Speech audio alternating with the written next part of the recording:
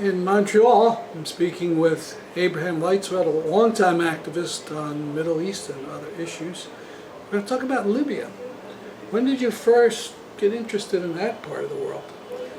Well, I was active as a Jewish anti-Zionist in Toronto, Canada, since the year 1968, a year after the occupation of the West Bank, Gaza, Sinai, Golan Heights.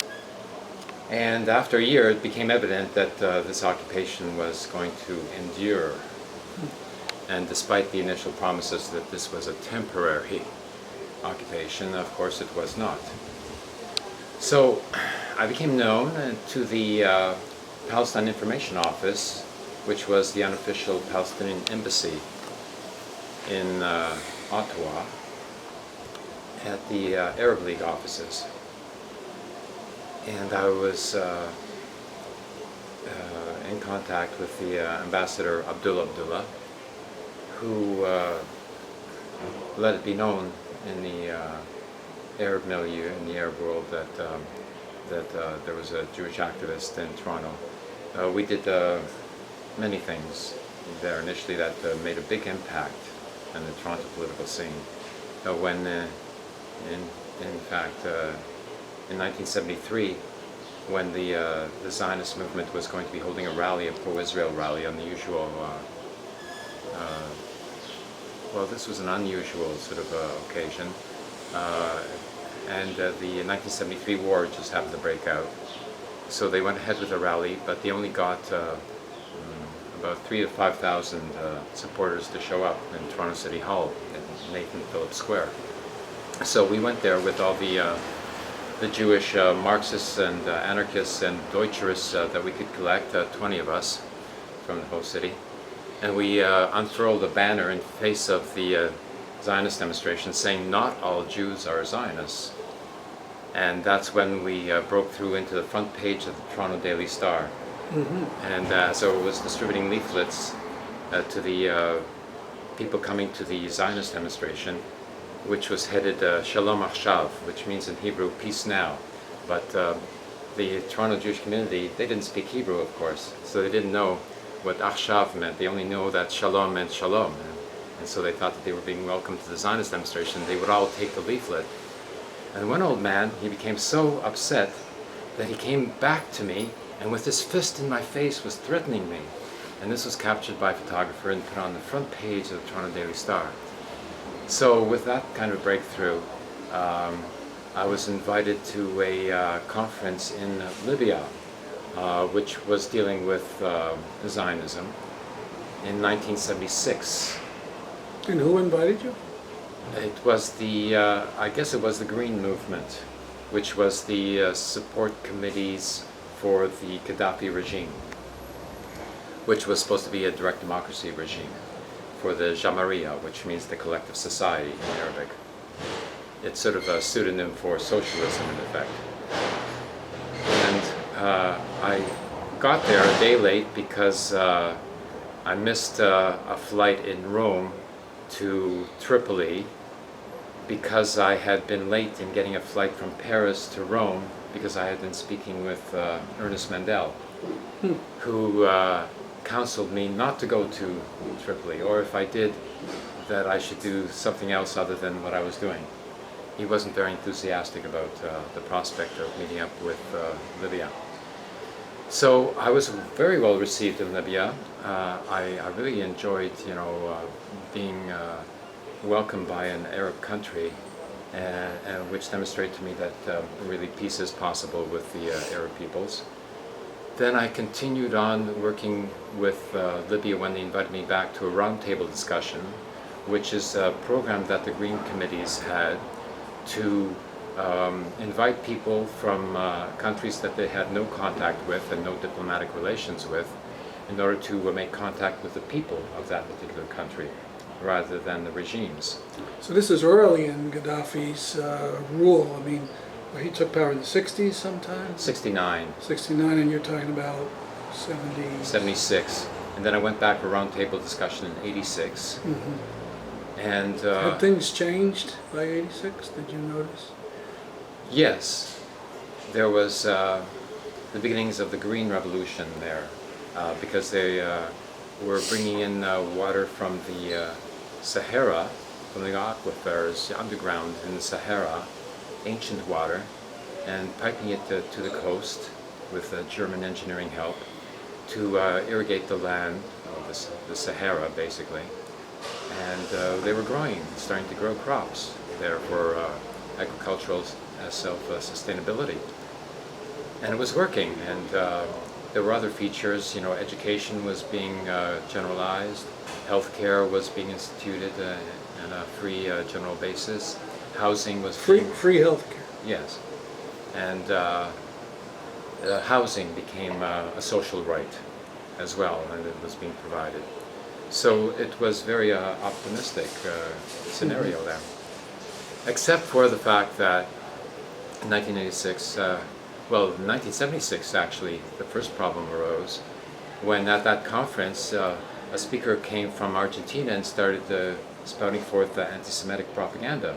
It turned out that he was a fascist from Argentina, and yet he was invited by the Libyan organizer from Argentina.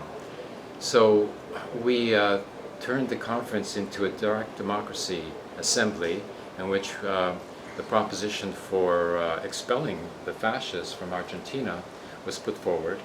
And after many hours of debate, in spite of the reluctance of some people who didn't want to embarrass, the Libyan government, we nonetheless, continued on and pressed the proposition to expel them, and then we voted and did expel them, and they were removed from the conference. So that was the first time that there was a problem. And I was quite upset, and I refused to meet with the Libyan officials afterwards, I remember. Then 86 was another conference, and then in 96, 86 was a roundtable discussion. 96 was another conference in which a similar thing happened with fascists who were invited from Toronto, from something equivalent to the John Birch Society or something like that, or Edmund Burke Society. And there it was the local contact for Libya had invited these people to the conference for basically monetary reasons, it would seem to me. And I was invited to the conference 3 days late, in order that I couldn't be present at the beginning of the conference to object to the presence of the fascists from Toronto. There was a manipulation going on. So when I did arrive, this scandal had erupted. I called a general assembly of all the delegates, and we discussed the matter. And that very first night, there was a death. Yes, there was a journalist from Ottawa who, it seems to me, had committed suicide out of depression. He was from a German family, and when he found out that he was at a conference together with fascists from Toronto, of all places, he became very upset. He didn't at all want to be associated, with fascists, because of his family's history in the social context of Germany. And he jumped off of the second story of the conference center there. Now, when that happened, there was all sorts of accusations that he was killed by the Libyan authorities in order to avoid the scandal of being exposed for having invited fascists from Toronto, which seems unlikely to me. Mm-hmm. And yet it was picked up by some of the journalists, in particular Ellie Kersner of the Now magazine in Toronto, who was an old comrade from the Trotskyist Fourth International League for Socialist Action. She went for that story and made it run a bit, unfortunately. And this conference was again about Palestine and Zionism and things like that? Yes, and direct democracy. Mm-hmm. So by 1996, came back for a roundtable discussion with a delegation that I invited from Canada, and we actually got to meet with Gaddafi. Mm-hmm. Presented him with my 1989 book, The End of Zionism and the Liberation of the Jewish People, which he seemed to appreciate. And we made good contact with the Libyan organizer of the Green Movement at that time, Jalil, I think his name was. And unfortunately, he died soon after in a car accident. And the North American organizer was also a South American organizer, and he didn't have any contacts or time to spend with North American affairs. So I became, in effect, the de facto North American organizer for the Libyan Green Movement. Mm-hmm. And sent another delegation to a roundtable discussion later on. Then, during the Libyan Revolution, which... What year are we talking about here? This was 2 years ago now. Oh, okay. But before that, we had talked earlier, you had noticed that the direct democracy had kind of changed. It was really being manipulated by Gaddafi's people. Yes. You see, the Revolutionary Committee movement turned into a mechanism, a state mechanism of control from within. Now, ordinarily, the General Assemblies of the People's Congresses in Libya were composed of delegates who were elected, recallable, etc., in the fashion of direct democracy, sort of an anarchist concept. But there were no political parties, and people were not allowed to form political associations in the sense of civil society, to have their own independent, autonomous organizations. So there was, in addition, there was no political parties that were allowed to run in these elections. So there was individuals, everybody was essentially elected as an independent, except for the Revolutionary Committee delegates, who were all well organized in secret, and they manipulated and controlled the assemblies and the other functions, you know. And these were all Gaddafi's crew. That's right, yes. For example, the telecommunications infrastructure of Libya was controlled by a so-called charitable organization that was headed by Gaddafi's son, Saif al-Islam Gaddafi, who is now arrested and awaiting trial. And he used it to amass funds, you know, for his own purposes. And then this was followed by the rapprochement, the contact with the United States of America, which was consolidated with a conference that I attended in 2003. And this took place in Cornell University. By that time, Libya, Gaddafi had begun to sell off the public corporations of the country. About 350 public corporations were sold off to private interests. The money was kept by Gaddafi in private accounts, which amounted to like $50 billion in New York banks. Wait, let me get that clear. All these public industries or companies sells them off, and he pockets all the money. Yes. Okay. Now, ostensibly, you know, he's holding the money on behalf of Libya, but it's an account, you know, that he controls, and his son controls, and that's $50 billion in New York banks, $20 billion in Canadian banks, and another $20 billion in European banks, probably Switzerland. So, and you know, like, of course, a lot of the Libyan money that was generated was used, you know, for other purposes that were beneficial to both Libya and to Africa as a whole. For instance, the satellite which enabled cellular telephone communications for all of Africa was financed by Libya. The African Union was initiated by the intervention of Libya, in spite of the rather racist comments against black Africans in the Green Book itself that was authored and promoted by Libya. There are all sorts of contradictions with respect to Libya in this respect. But during the 2011 revolution, when, you see, initially Libya and Gaddafi were being confronted by the Islamicists, you know, the Salafist tendencies who were conducting even violent actions against Libya and trying to assassinate Gaddafi. And they were had their power center in Benghazi, on the eastern city of Libya. And they were repressed, and they were even put into prison and captured.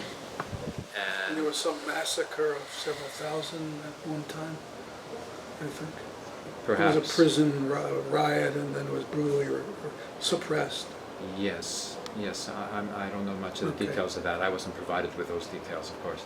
Mhm. And but they became a nucleus around which a revolutionary wave broke out, which extended far beyond the Salafist, Islamicist tendency. It became a generalized revolt in terms of a revolt that followed the Tunisian revolution.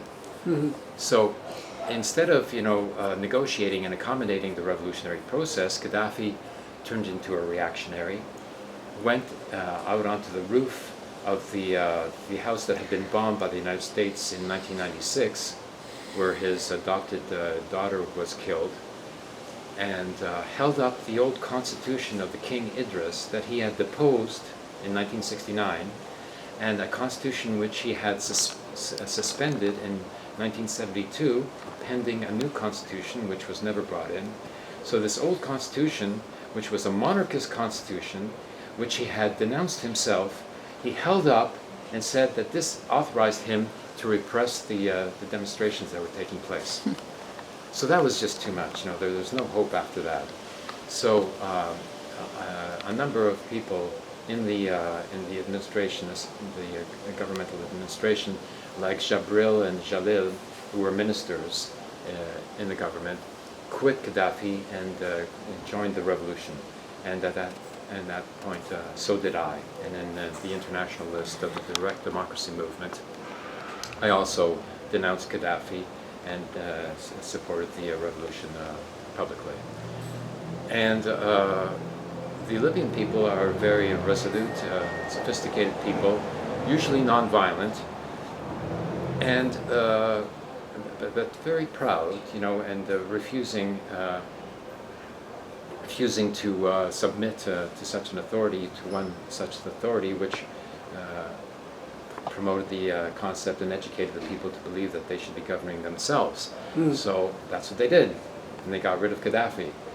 And fortunately, with a lot of casualties, which engendered a lot of hatred against Gaddafi in particular, especially because a leader who violates their own principles and is exposed as a hypocrite, the resentment against such a leader becomes even more expressive than it would be against a leader who has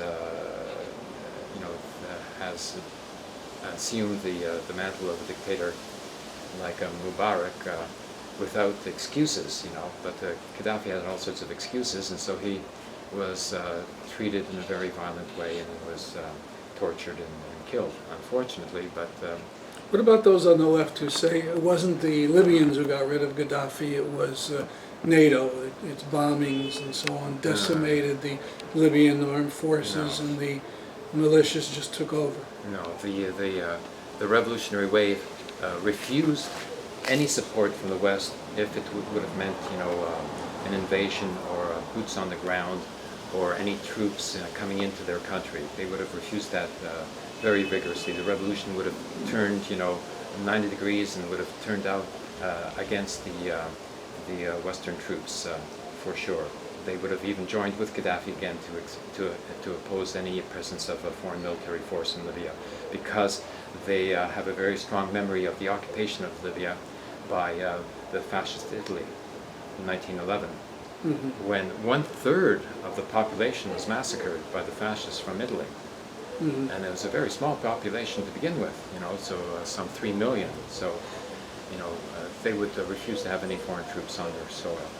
Now, the air support from NATO was welcomed because Gaddafi, of course, had very strong military apparatus, and the tanks were taken out by the airstrikes, and those tanks would, of course, massacre the entire revolution if it had not been. So such an intervention was welcome. There was no particular concessions made to NATO as a result. The contracts for oil production that had existed previously under Gaddafi were maintained in exactly the same fashion. So there was no sort of prize given to the United States or France or whatever. France continued to receive 15% of the oil production from Libya and not more. And what do you see there now, to close up this interview? I mean, some see a lot of Islamist militias and violence and a lot of persecution of blacks. Well, the black Africans who were imported by Gaddafi and used as a mercenary force to attack the revolutionary forces were resented for that reason, and it was difficult to differentiate between the black Africans and the black African Libyans. There's a number of black African Libyans as well who are longtime Libyans. So I'm not sure, like what happened, in terms of the ability of Libyans to differentiate, but there was a great deal of resentment because of the mercenary presence in Libya. Do you have much contact now? Now it's very difficult to have contact. They're very disorganized. Mm-hmm. And I'm only in contact with the Libyans that I had met previously, who are not necessarily in Libya anymore, because a lot of Libyans went to further their education at universities in the West or in the East, in Russia or whatever, because the Libya provided for free education, sponsored students to go and study in universities in advanced education with their tuition paid and the student stipend as well. And so there were a lot of Libyans outside, of Libya at the time of the revolution, and maintained contact with some of them as well. Well, this has been fascinating. Thanks for talking to me about Libya.